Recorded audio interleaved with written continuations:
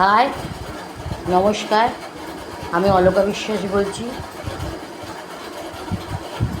এই যে আমাদের একটা চরম অশান্তি হয়েছে গ্যাস দেওয়া, এবং বুক করলাম 4 দিনের মাথায় এলো। গ্যাসের দাম হচ্ছে 830 টাকা। তাকে 30 টাকা এক্সট্রা দিতে হবে এবং পুজোর বোনাস। আমি বললাম কত? না, ওটা 100 টাকা। বললাম ঠিক আছে, আপনি বিল দেবেন তো?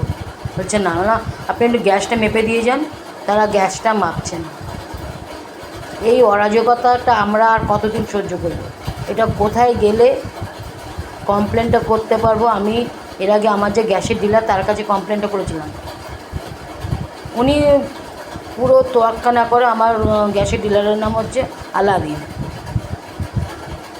তা উনি বললেন না, এটা তো দিয়েই থাকে, এটা আপনাকেও দিতে হবে। এই তো আমাদের অবস্থা।